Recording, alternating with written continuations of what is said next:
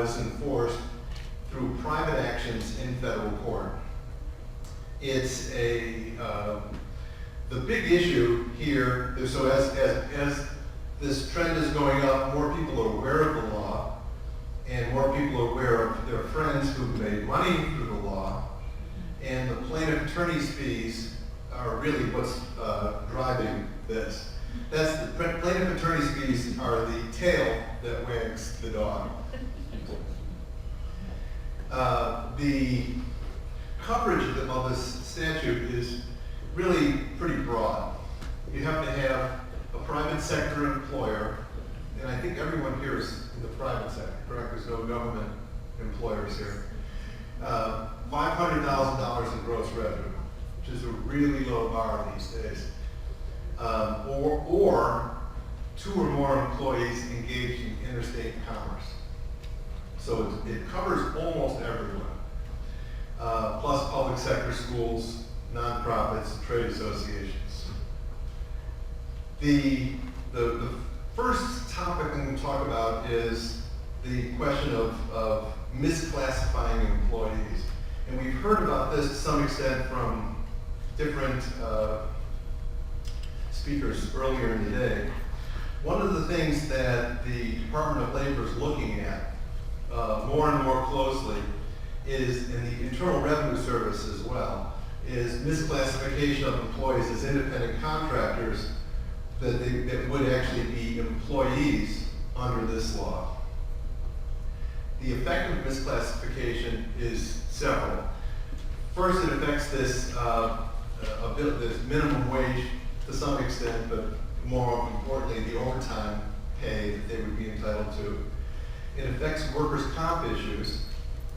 For those, if you have an individual who is you consider to be an independent contractor, and that person gets injured on the job, they aren't usually covered by your workers' comp policy. They're not on your census, your employee census that your carrier is aware of. That's a double-edged sword.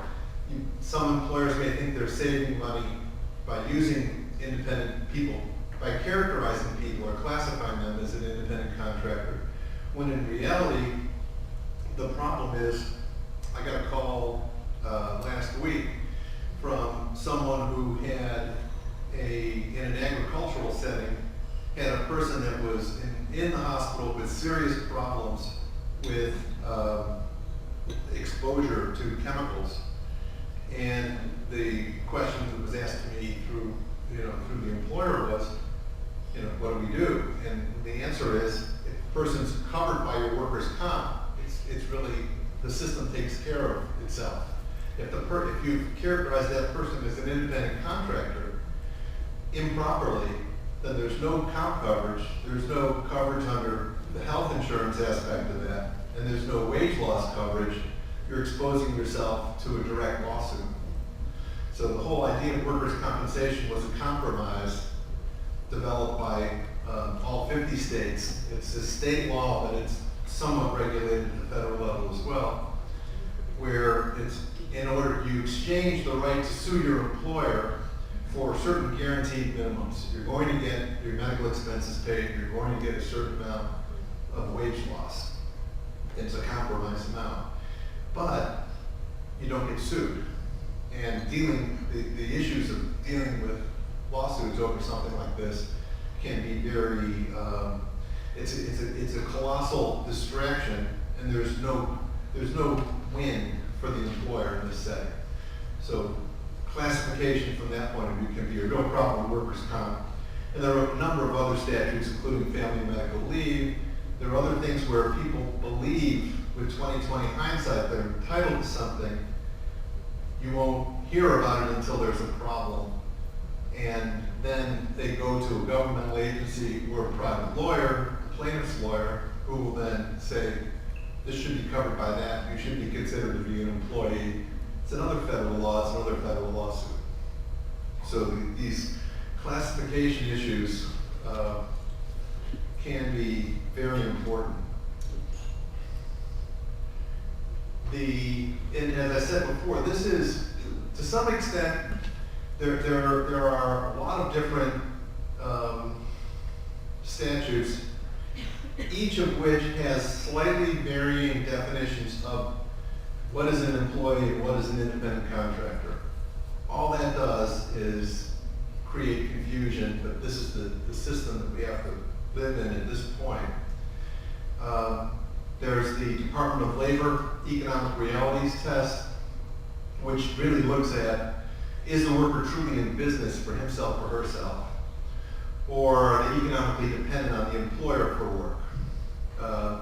The IRS has a more behavioral financial control test, and there's a variety of state laws that have different definitions for workers' comp, unemployment comp, and there's some state wage and hour laws. It's a bit of a hash as to trying to figure out, you can be covered by some and not by others, or in an individual employee. I would say that by and large, unless there's truly a good reason to treat someone as an independent contractor, you ought to think long and hard about just embracing that person as an employee and not having to face some of these problems which won't come up until long down the process.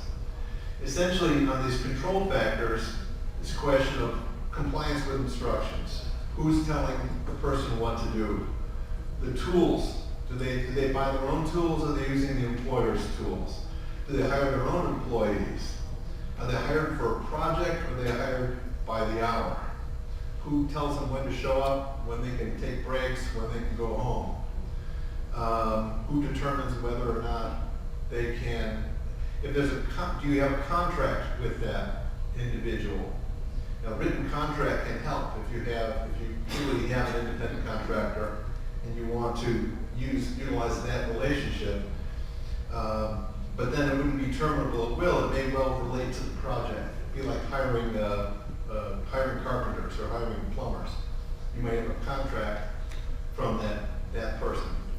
It trends toward, it's not black or white, it trends toward a gray area sometimes as whether the person's truly independent. The biggest issue is this one right here, I think. This risk on profit or loss. Did the person bid for a job, and if they're efficient, can they be more profitable? If they're inefficient and they need to hire more people, they need to hire more, or use more time, are they less profitable? Because if that's true, they have a substantial interest in profit or loss. Then they have a substantial interest in being, they could well be an independent contractor. And there's other things. You can't, no employee benefits. You can't give a person vacation time, sick time, and call them independent contractor. They're an employee. The consequences are principally with overtime liability. At the end of the day, someone's going to come back and say that they were employees, say they were coerced into, even if there's a contract, they made me sign this contract. But the truth is, I was really going back to these control factors. I was an employee, they told me when to show up, they wouldn't let me leave, they forced me to work these overtime hours, and so you have the back pay, criminal penalties with the Department of Labor. If it's a willful penalty and it's repeated, there's the potential for actually criminal charges involving imprisonment. That's highly rare for this type of a crowd, but it's on the books. But it can also lead to audits, a broader audit. One person coming in with a question to the Department of Labor can result in an audit of your entire workforce on these issues. And there could be liability for medical expenses that we discussed, attorney's fees and costs. It can be a costly process. Turning the page now, looking at the Fair Labor Standards Act, separate from the question of misclassification, employee versus independent contractor. Now we have the exemptions to the Fair Labor Standards Act. And again, that's the, hello? Is it working or stop? Oh, it's working, okay. Basically, there are exemptions that will go through executive, administrative, learned profession. We'll march through them. But the key to all of these exemptions is that there's two parts to this. One is they must be salaried, or it's impossible to be exempt. If you're hourly and you meet all the duty requirements, you still have to be paid time and a half for hours over 40 in each work week standing alone. But being salaried by itself is not enough. A lot of times, one of the most common problems that I run into in talking to new clients on these issues is that you think that someone's salaried, they're sort of in the general, you can call them an administrative employee, so you think that adding those two together is enough. And what you really need to do is have someone be salaried, plus their primary duties must be in the given category.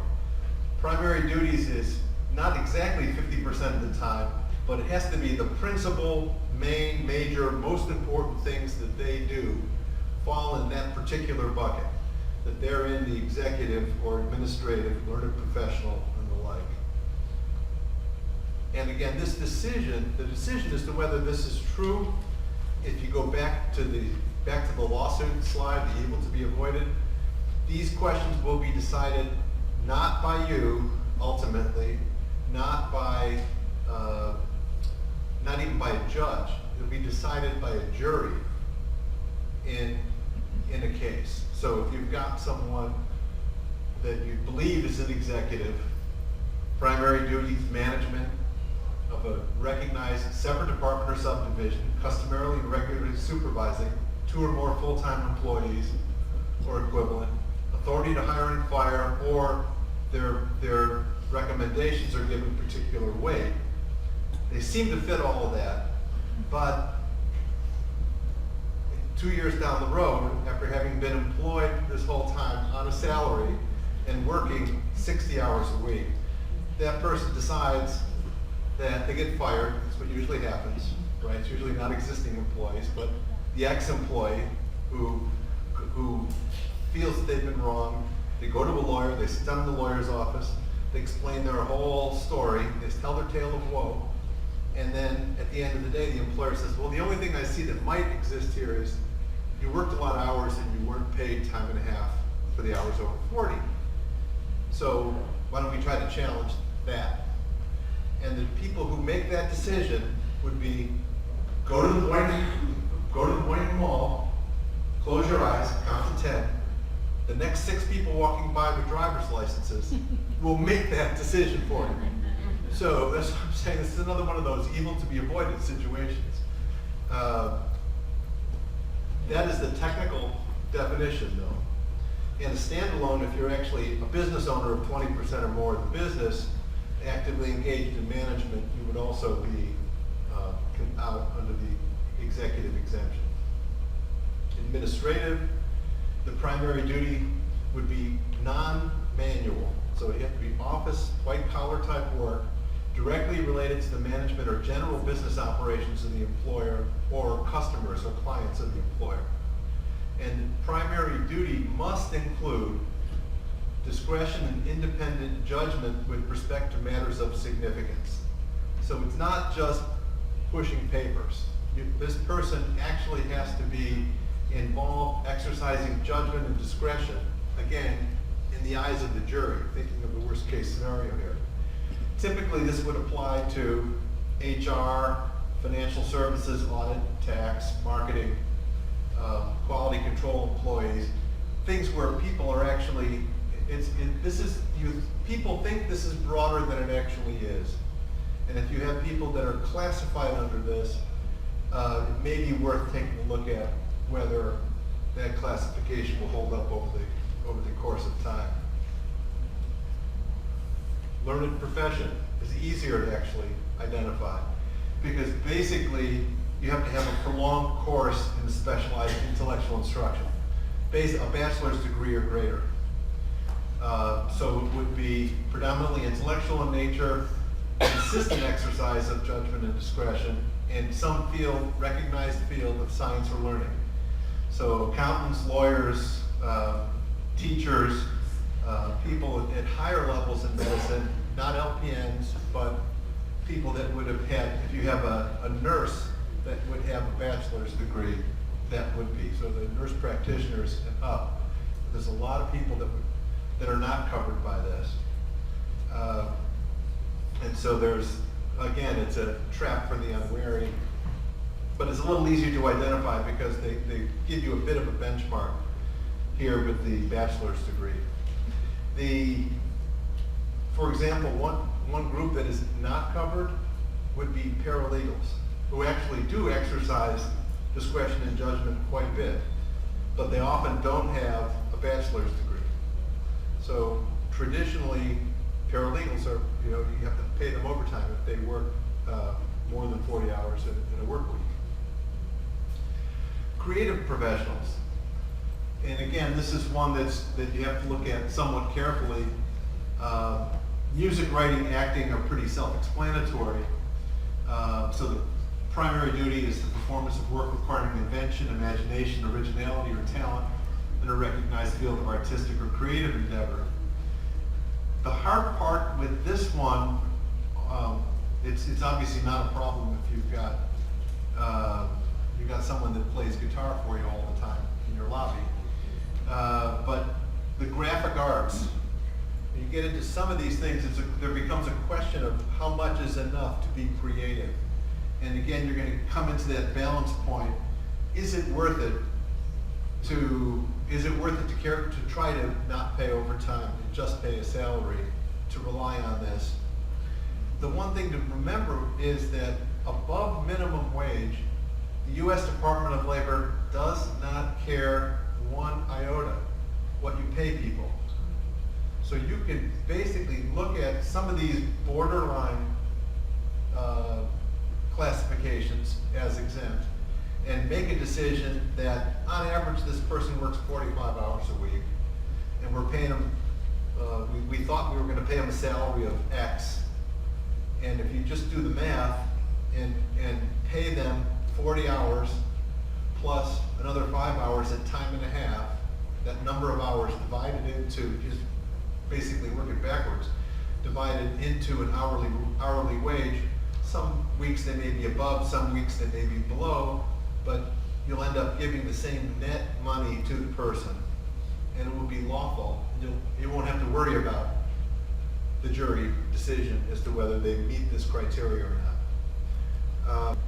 This is an area where you really, it's often helpful to have a skilled professional, attorney, me and one of my partners, come in and actually look at all the classifications and do an internal audit to take a look and see if what you're doing will stand up, or make the business decision to perhaps just recalibrate things. Computer professional is another one that sometimes yes, sometimes no. It's the application of systems analysis, techniques and procedures, including consulting with users to determine hardware, software, or system functional specifications, and or the design of computer systems based on that kind of information, or creation or modification of programs related to that kind of input from users. So people at the bottom end of this are definitely not covered. Some people at the top end of your IT may clearly be covered, but there's these shades of gray that can occur in the middle. Outside sales is another one. This is a law. One time I had a client come in and say, "How do you figure this law out?" And I said, "Well, it's sort of like you're standing and looking straight down at a piece of Swiss cheese, and there's holes in that cheese, and the holes are the exemptions, and whether someone's in the hole or in the cheese is all dependent on language that was created by Congress from 1938 through to today. Some of it's very antiquated language, and it doesn't automatically make sense, but it's the statute. Outside sales does not require salary. This is one that doesn't require salary, because a lot of outside sales will be paid on a commission basis. But the primary duty must be making sales or obtaining orders for services or for use of facilities from someone who's customarily and regularly away from work, away from the employer's place of business. And it's a rare situation where you have someone who does outside sales only, that doesn't also do some sales inside. So this is one where, as with a lot of these, you're the employer. You have the ability to structure the job, to write the job description, and to make sure the employee complies with the job description. Sticks to does what they're supposed to do. And in this case, what you would need to do is you need to actually take steps to actually make sure that this exemption is not defeated by the person spending too much time on inside sales, showing up at the office and just making calls from an office setting. Because one of the reasons underlying this outside sales exemption is the guy or gal is on the road, and who knows when they start, who knows when they stop. Are they just working, are they just working off their cell phone? Probably most of the time they're on the cell phone, or driving from between customers. It's for that kind of setting where you don't really know when they're working, when they're not. So they just, again, Congress created an exemption. There's the highly compensated employee exemption, where it's basically officer non-manual work and over $100,000. You wouldn't think that anyone would sue for overtime if they're making over $100,000, but it obviously happened, and Congress created the exemption. And so here's the problem. So you have sues an assistant manager at a retail store, oversees the work of others when the manager is busy, but doesn't really have significant authority and doesn't hire or fire. In other words, they're not exempt, but they've been treated as exempt. So Sue has been paid $600 a week, which works out to be, on a 40-hour week, works out to $15 an hour. Sue gets fired and now claims that she's worked 45 hours a week for the last 3 years. It's the way it's going to come up. And the cost would be, basically, you take the number of hours over 40 times 1.5 times the hourly rate, the regular rate, times 2 years if it's not willful, or 3 years if it is. If there's a lawyer involved, they always say it's willful. And then it's liquidated. Whatever this first number is, gets doubled or liquidated. And then they say they want it for other employees as well. So you have 5 unpaid hours times time and a half, 7.5 unpaid hours, $15 an hour is $112.50 a week, 100 weeks for 2 years. So let's just say it's 50. Give them 2 weeks off for vacations. You end up with $22,500 or $33,000, $33,750 if it's willful. 5 hours on someone that everybody, even Sue may have asked for this salary at the beginning. It doesn't matter. An employee can't waive the rights under this law. Plus, that's where it starts. Then you have the attorney's fees.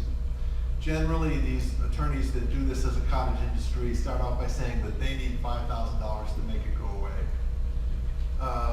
Plus, there's the cost of litigation, which would be your defense counsel. And the one thing that I think everyone, certainly owners of businesses, keep in mind is the opportunity cost. This is a colossal distraction to deal with a lawsuit like this. And the cost for the owners and all the employees, because you have to have other people. If Sue is lying about her hours, then you have other people that say, I came in when I was here from 9 to 5. I was here just the 40 hours, and Sue came in after me and she left before me every day. Well, that person needs to testify. They need to have their deposition taken prior to the trial. It's a very expensive process. So before we switch to this next, are there any questions on exemptions or the Fair Labor Standards Act in general? Hearing none. I was thinking back to a couple of main things to talk to you about in terms of decision-making process for what you're dealing with, particularly through, since we're here talking through PayMaster, through payroll issues. This was an important one, I think, the classification. So out of the 5 employment tips, the first is don't misclassify. The best way to do that is to actually have some independent third person come in and look at the books and records. Because the most common problem is that Jane or Joe really wanted to be on salary. And that's what they, and they've been with us for years, and it's not going to be a problem. They begged us to do this. That's the reason we did it. Yes, sir? What if you have like a teacher who comes in to prepare someone for something, or like a music teacher or art teacher who just comes in once or twice a week for an hour to do a project with like children? Is that independent contractor, 1099, or is it? What's the normal business, the regular business? We're not-for-profit charity, so we have teachers who come in and will do an art class or prepare for hold Shabbat, or will prepare child for bar mitzvah or bat mitzvah or something like that. I would say that would be, that person's also free to do the same thing. There's no non-competes. They can go to the temple down the road. Right, and they do it in other places. Right, if they do it in other places, and if they, and I would say that you won't have an overtime issue, number one, obviously. But on the question of the classification issue, I would think that what you're really debating is if there is a problem that does occur on your premises, the big issue would be, should they be covered by workers' comp as a part-time employee, or just have to be on a contract basis. But it should be, if you choose to do the contract basis, a simple contract is what you need. Just a short and simple that would identify, and it basically walks through those control things, and it says, you have the right to do this, this, and this. We're not going to control, and then you live by that contract. Okay, thank you. Yes? What happened to them, like raising the minimum salary that you could pay someone about a year ago, right? It didn't pass. It didn't pass. It didn't pass. All that's gone. Yeah, that was another one of those, could have happened toward the end of the Obama administration, but after the election, that was gone. In the back first. What about compensation time, like a non-exempt person? They make arrangements with your supervisor. Says, I couldn't come, I was short this week, but can I work back the next week? And they make that arrangement with your supervisor. Your supervisor has apparent authority to act on behalf of the company from a lawyer point of view. And so that's the company is now deciding that. So if the person works more than 40 hours, because some people work 35-hour weeks, so there's the ability to have that flexibility and still stay underneath this law. But if they have a 40-hour week and they work more than 40, they should be paid a premium pay for the hours over 40. And you can't carry, that's essentially informal comp time is what you're talking about. Right, it's informal. They discuss it with the supervisor, they have an appointment, so you're short, and they say, can I make it up? No. Well, if you're short this week, if you're short this week, you're short, and you just have to work around that. I would say. I mean, the bottom line is you can't get 42 hours the next week if they skip 2 hours the week before without paying time and a half in week 2. That's the problem, and and it won't be a problem until that person gets fired, and then no good deed. There you go. She'll go unpunished. If the person is an exempt, and they work 38 hours here, and then the next week they work 42, that's okay. If they're exempt, they can work 42 every week. Yeah, because a lot of times with the exempt, if you look at the types of employees you're looking at, usually it's to provide they're task oriented. They have to make sure that the store's closed at the end of the day. So, and so they have to stay and perform a task as long as that takes. And they're paid the salary, and they're exempt by their primary duties, so there's no problem. But there is the salary category that is not exempt, right? If they work for a certain amount, you have to pay them? Well, if there are salaried and you can pay them by salary, but what there's two different ways to handle it. It's sort of a complicated answer. There's two different ways to handle it. One would be to just take and create a regular rate.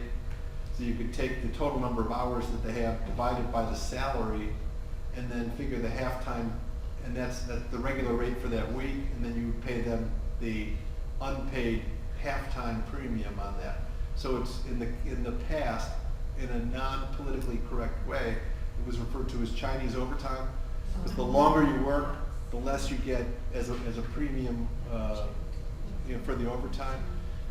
That's the fluctuating work week calculation, or the easy way to do it is just divide it out and pay them like that Sue's example, where she got $15, and you just make a $600 salary, but if you have to work overtime, we'll pay you time and a half on $15. We'll pay you $15 an hour times 1.5 for the hours over. But do you determine that at over 40 for that category? Is that? Over 40. Right. Yeah, so you can be salaried non-exempt, but then you need to figure out, and I'm sure that PayMaster has dealt with this probably both ways. Fluctuating work week, or just characterize it as hourly. Okay. So this is now the broader issues in employment law. Florida is an employment at will state. What that means is that, and this has been true forever. I've been practicing since 1976, and it was an old concept at that point. What that means is that an individual could be hired, fired, promoted, demoted, transferred, duties changed, increased, decreased. From a sales point of view, your territory can be increased, your sales commission percentages can be decreased. You can all of a sudden have a partner in your territory. You're an at-will employee unless you have a contract that is for a specific period of time. A contract for a year, a contract for 3 years, that may have a renewal. It could have an evergreen renewal clause in it, but that's generally executives. Unless you have a contract for a definite period of time, then you're an employee at will. And everything is up to the employer in terms of wages, hours, terms and conditions of employment. A handbook is not a contract. What you want to do is you really want to make sure that your handbook has a statement that says you're employed at will, you can leave, you can quit at any time, the employer can terminate you at any time. You have no reasonable expectation of continued employment beyond the day that you decide to leave, the day that you terminate. That's that is not, we were talking at the table, that is not being eroded in Florida. That's pretty much a bedrock principle in Florida. It's not true in all other states. In the central Midwest, there's much more of a population coming from Scandinavian and Northern European countries where there's more of a tendency to provide some sort of view in employment as having a certain amount of tenure that goes along with it. It's not here in Florida. Question. You mentioned handbook. Does it have to be in a handbook, or can it be in an offer letter and still stand? It should be, ideally, it would be in an offer letter and in a handbook. And actually, it's a good question. I just got an email today from one of my partners while I was sitting here that one of his clients was on jury duty in a civil case, and there was a handbook that had all the normal policies. This is how we deal with payroll. This is how we deal with onboarding employees and holidays and vacations and et cetera, security issues. But it had a separate page that said this handbook deals with important rights of you as an employee and the employer as an employer, and you may want to consult with a lawyer about your rights under this. and the person signed a separate sheet, and it also had an atwill statement. They signed a separate, you sign a receipt for the handbook and you sign a separate document, a little one-pager that said that, something along those lines. And that the judge and the jury found that to be very important, that this person would probably of modest education was told, if you don't understand this, you know, talk to a lawyer, get some advice on this. So it's a good idea to have it in an offer letter, in the handbook itself, and then on a one-page separately signed document at the same time that they sign the receipt for the handbook, as a best practice. Good question.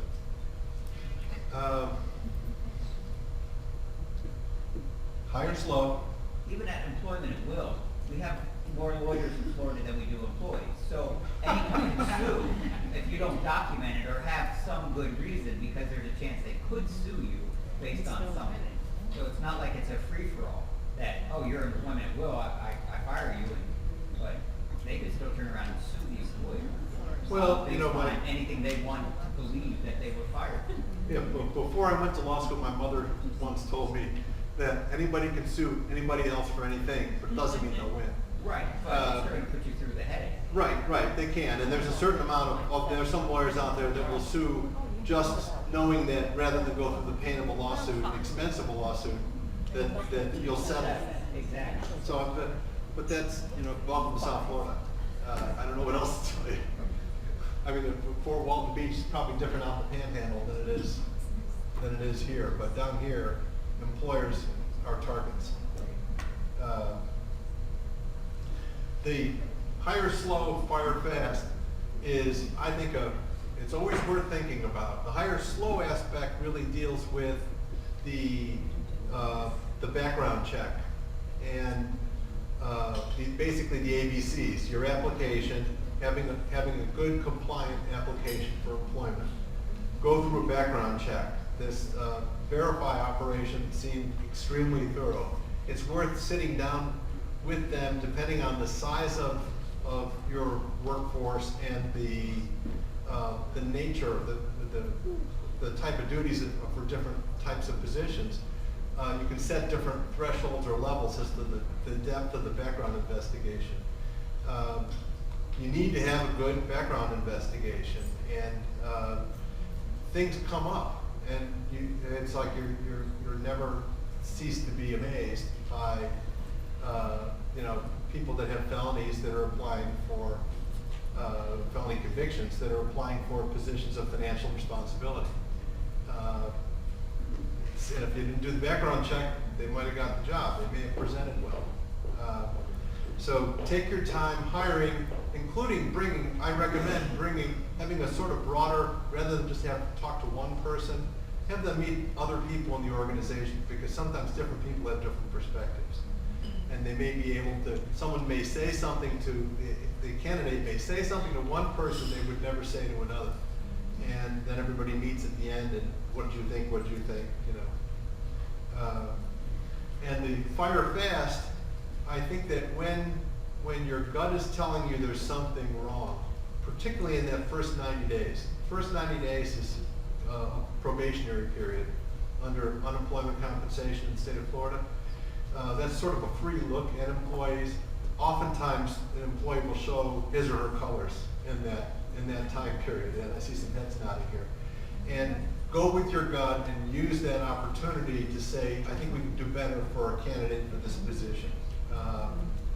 And it's again something to think about.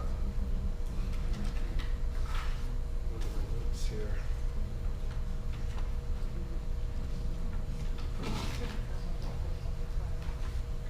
One of the other things that we do, and I think that if you want to, we do in our law firm, and you may want to think about, is there are a variety of tests that you can give to applicants or candidates, and a lot of times we use the predictive index. It's good at just determining a fit. Right? Other people use it. It's that we've never not hired somebody because they failed it. It's not a pass-fail kind of thing, but it shows you whether the person's a good fit. if you're hiring for someone who's a bit of a taskmaster and needs an assistant, you want the person that's going into that spot to have a sense of urgency. And that's like one of those things that you can determine there. And so, again, I don't think that we've ever said this person failed, we're not gonna hire them because of that, but there are things out there that are part of this hire slow. Make sure you're getting, it's under that, is it Dare to Be Great? It would be you want to put the right person in the right seat on the bus. You want to make sure that that you do that.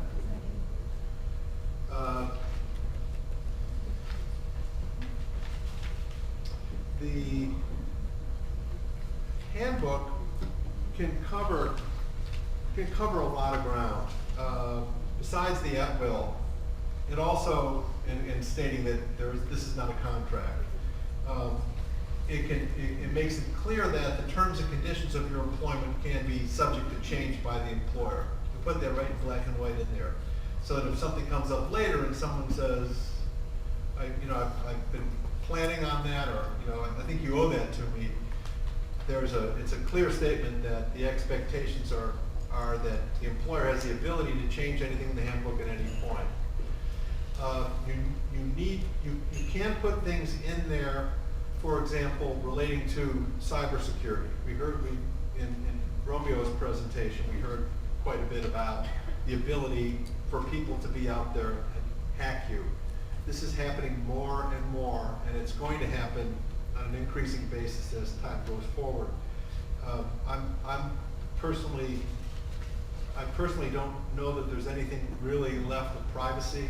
I think that anyone that really truly has the skills and wants to get whatever information you have can get it.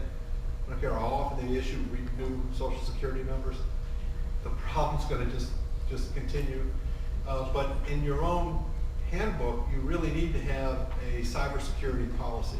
You need to tell people there should be a policy about you should have a screen that would actually catch the various potential hacking efforts and sweep them to the side so that your employee email is not automatically cluttered with everything that would be sent to that email address.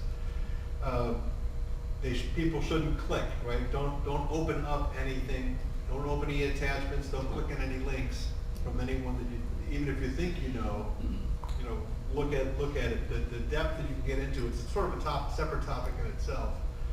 Should be in your handbook though, and it should be something that you train employees on. If you've got employees just sitting here over the course of the day, if you've got a driver that has a clean record but then gets a DUI or some sort of a serious traffic infraction after hire, you can put in your handbook that person has an obligation to notify the employer so that you can make a decision as to whether or not to keep the person based on whatever happened.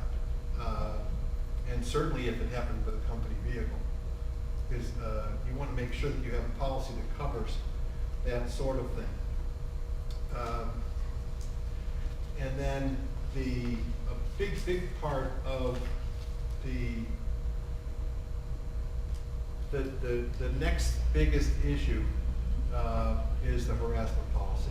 And again, this is a topic of another entire presentation. But essentially, everyone's familiar with this, but it's taken on a completely new context in the last 18 months to 2 years with the Me Too movement. Right now I've got 2 cases involving allegations of misconduct from the 1980s that are being brought up. So you just don't know, and you have to deal with all of these. It's a real problem. It really needs to be addressed, but there has to be a policy. There has to be a process. People need to be trained in it. It's hard to see on this, but train. The key to this one is training your employees so that the information that's in your policy actually becomes the boots on the ground if a complaint comes up.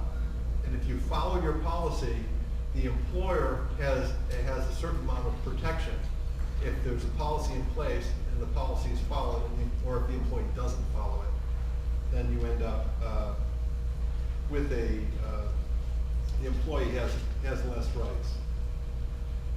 Essentially, as problems come up, sometimes I always think that some days I'm like a radio talk show host. It's like this right here. You get a question over here, you get a different question over here. These questions are coming in over the telephone. If you don't know the answer, it's not a stupid question, in my opinion. I've got cards that are over there on the table, and you can all find me on the internet with my name and law firm number here. Feel free to call at any point. We appreciate working with Romeo and with PayMaster on this. It's a difficult world out there, and it's not getting easier. And sometimes an ounce of prevention is worth a pound of cure. Let me ask if there's any questions on this, and then I can run through the other presentation quickly. Okay? You can go to. Okay, any questions? Unemployment law? Oh, I have one. Sure. Can someone have in their handbook, if it's a company that buys all the equipment like a landscaper, a standard form for damages that the employees sign when they're hired? And it doesn't have the amounts because you don't know what they damage. And then when, like, weed whacker gets broken, they automatically charge them what a new one costs and take it out in payments through the payroll. You can do it. It's the problem that you can run into. I've had this come up in a variety of different contexts. Well, the most interesting one was if you had, I represented a custom yacht operation up in the North Palm Beach area, where they have the big, these mega big yachts, and if you're standing next to the yacht that's looming up higher than the ceiling here, and you look down the side, if they were to refiberglass part of that and there's a warble in it, then the question is, the owner doesn't want to see a warble. The owner wants to see perfection, right? They're paying for perfection. And if the employee that did the work didn't do a good job, this sloppy job, then it has to be a redo. It could be an expensive redo. And the employer was looking at that. You could do it, you can never drop below minimum wage in what you pay the person, or else you run into the minimum wage issue.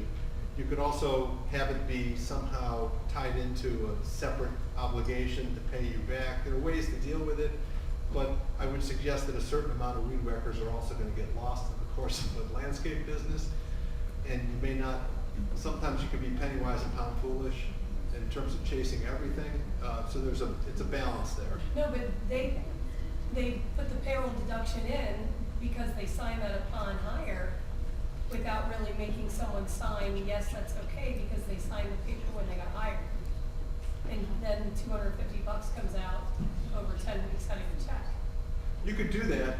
There's always the risk of somebody complaining, or if that makes them disgruntled and they quit or are fired, Right. and they still owe you money, what happens to that?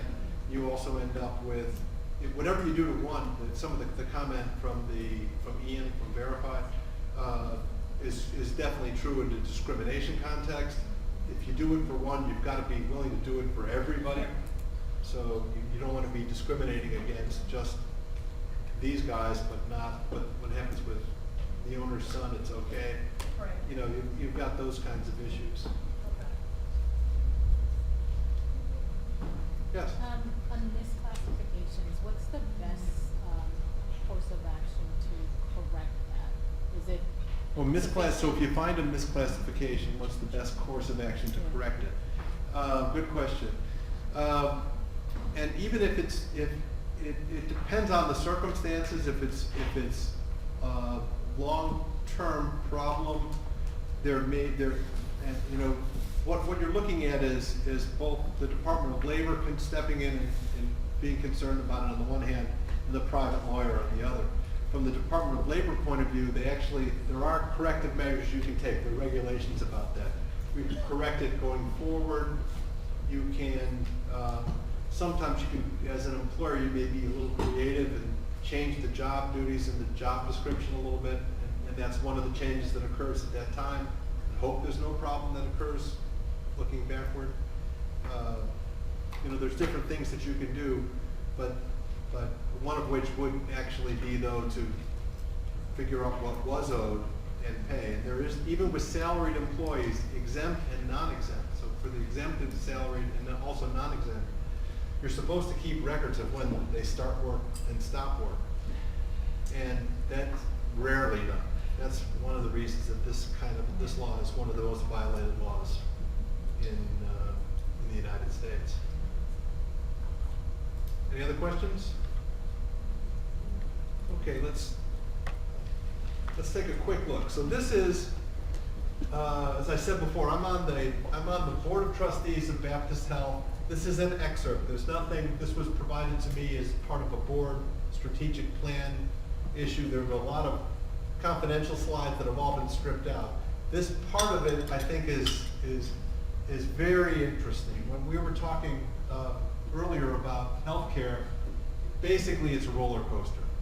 Healthcare at this point, from the point of view of the hospital, even with reimbursements, it's a roller coaster as to where have reimbursements reached a peak, or is everything going to get? People are paid less going down.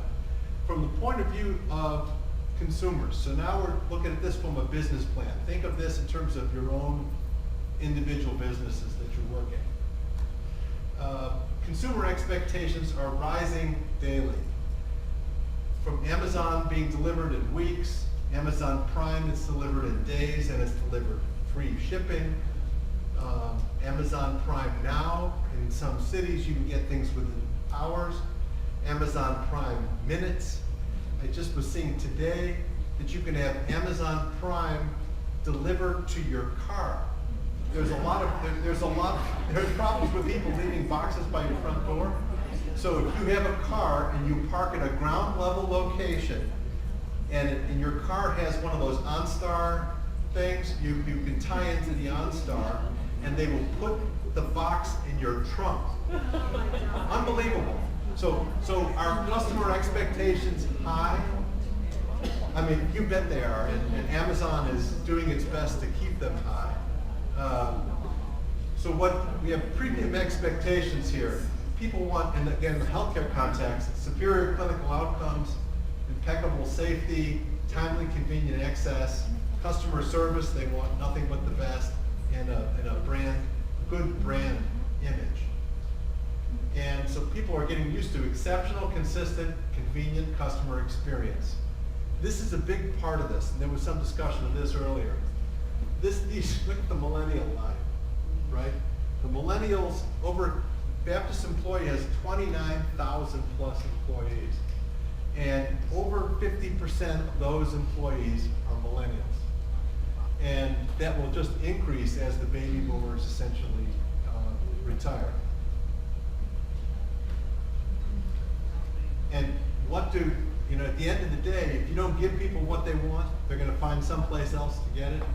So if you look at the different age categories, the millennials are looking, they're cost conscious, the price will beat quality, they'll go online, and if they can get it cheaper here than there, they're going to get the cheaper one. They're prime virtual visit targets. They're very, very, very happy to use this as for every possible thing they can use it for. And what are we looking at now? Radical convenience. And the gross Publix is now delivered, right? And so all of your own businesses, there's all sorts of different businesses here. For a synagogue, it's a little bit less of a concern. They gotta come to you. But maybe there is some way that they're looking for that. This is in a healthcare setting in the California area. There's different ways that this urgent care can come to you. Either you can come to us, here's our locations.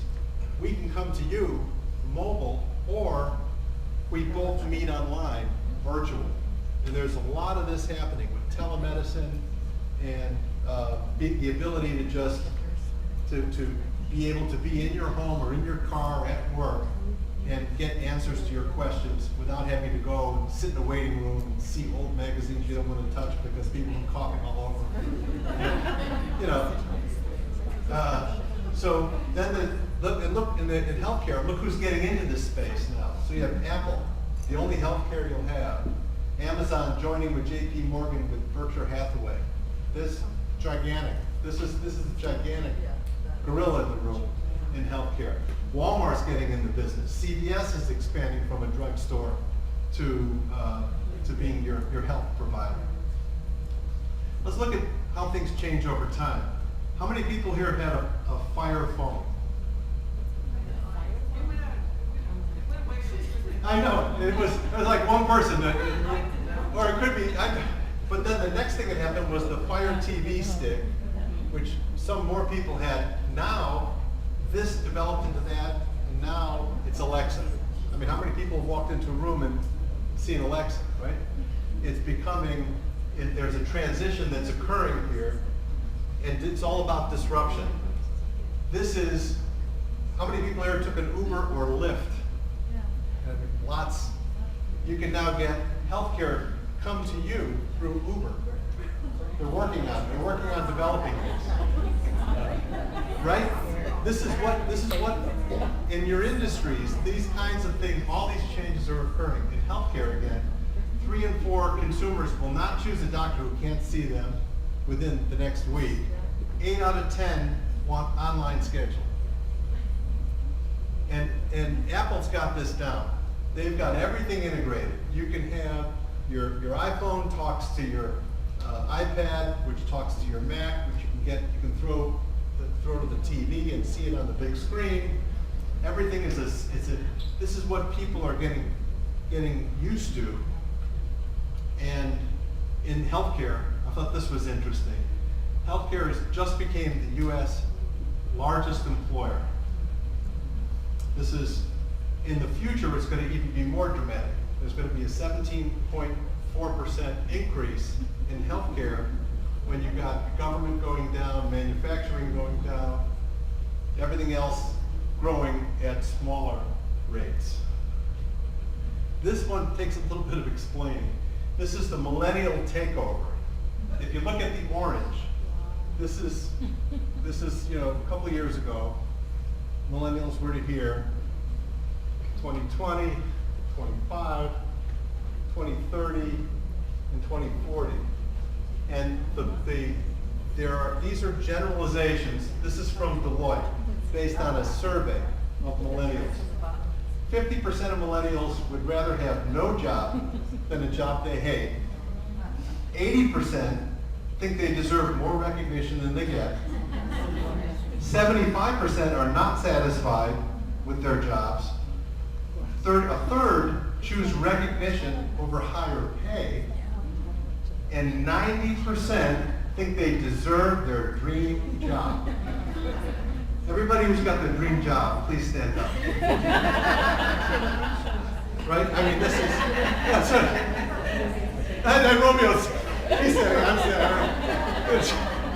But this is, of course, is a generalization, but this is showing about consumer expectations. It's really something to think about, and in terms of trends, and that's really why this was pulled together and brought to the Baptist Health Board. When I saw this, I said I have to show this to some other people. This is just amazing. This is the Boston Consulting Group matrix, four-part matrix. You have your cash cows, the basis for your business. You have your pets, which are making money, but they're not really the cash cows. But they're part of what you're known for, and you continue to do them. There's rising stars that over time will become your cash cows. And then there's the question marks. What are you doing to look to the future so you can move something into what will become your rising stars? So essentially, things are moving in this direction. Let's look at a business model here, right? The last Blockbuster store in Bend, Oregon. How many people stood in line at Blockbuster? So Blockbuster, brick and mortar, you had to drive there, you got in line, the late fees, right? The late fees.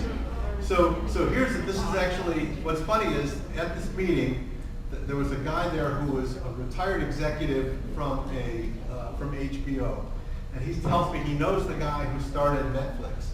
The guy who started Netflix started it with this, first you got the CDs in the mail, that was the Netflix 1.0. He started that because he had Apollo 13, the Tom Hanks movie, from Blockbuster, and he forgot to turn it back in, and the late fee was over $20. And he said, there's gotta be a better way. And so he created Netflix.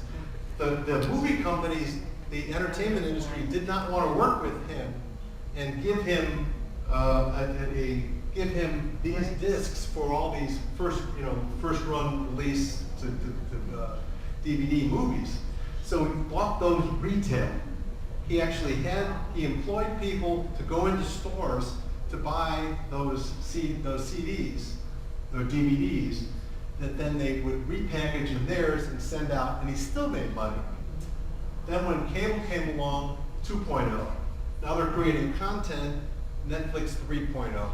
This is, and it's not going to stop there. It's going to continue. This is October 5, less than a month ago. Mattress Firm, as a company, filed for bankruptcy. And why did they file for bankruptcy? Because more and more people are buying mattresses through the internet that are delivered to their house in a box. It's crazy.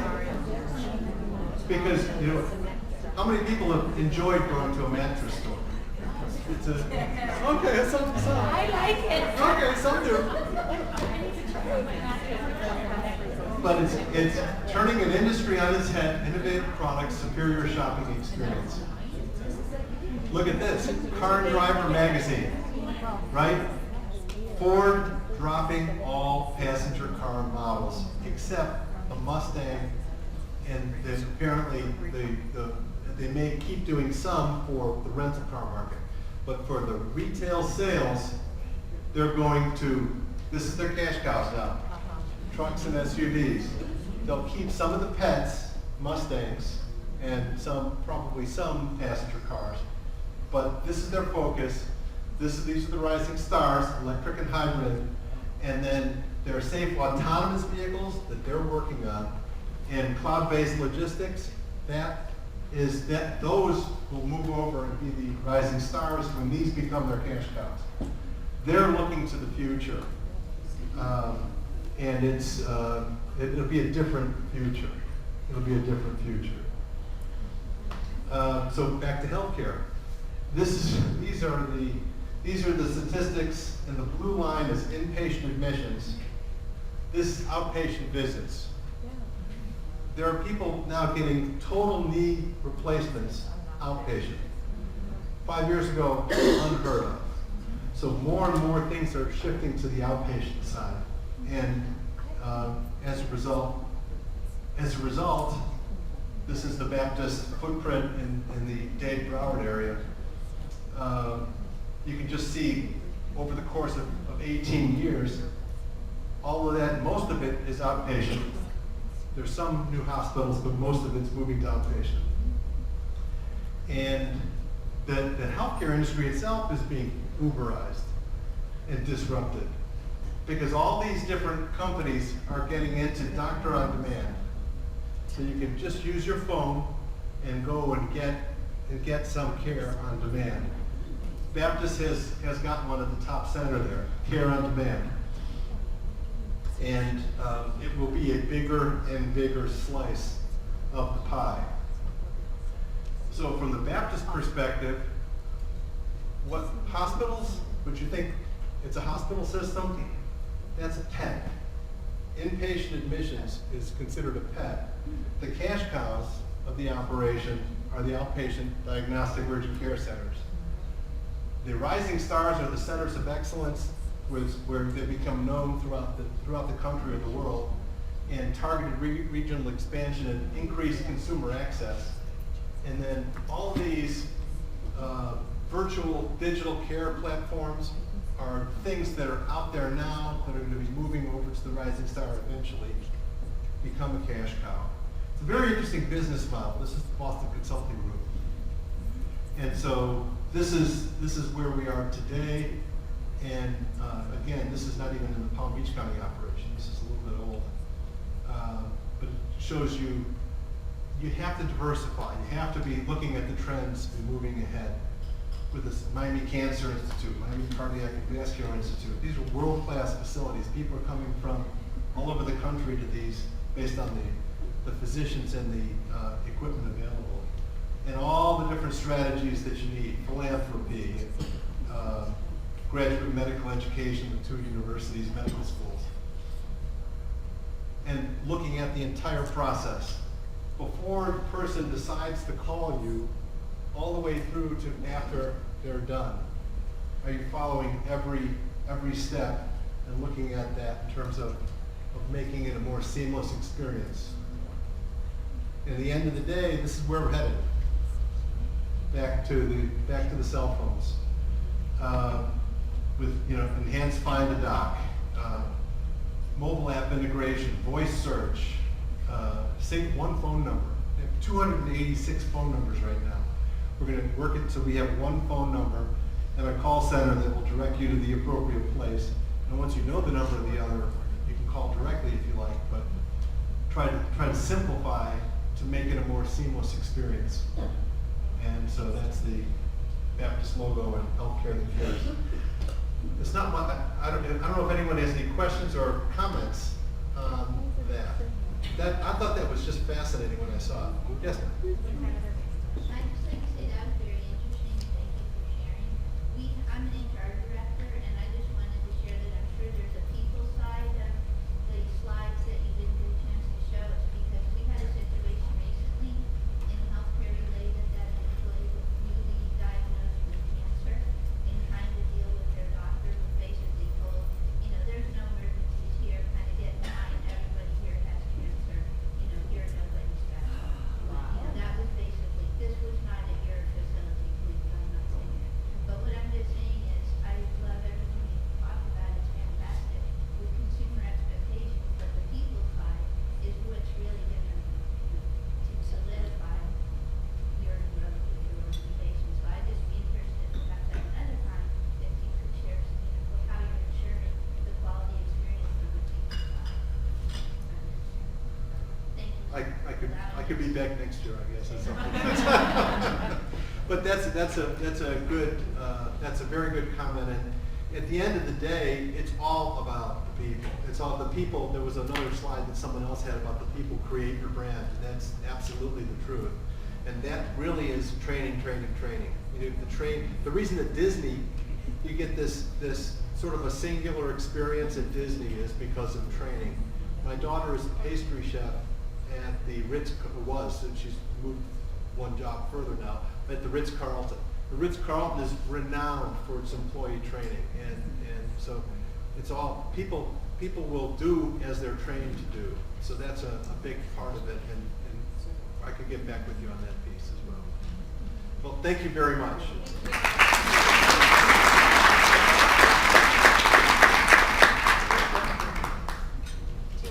I'm going to stay glasses. You will. I will. I need to see. Thank you all so much for spending your Friday with us. One announcement I would like to make as Ricky goes around and picks up your surveys. Recently, our own Romeo Chico, aka Baby Shark, was named president of the IPPA, which is the Independent Payroll Providers Association. So, we can all give him a round of applause.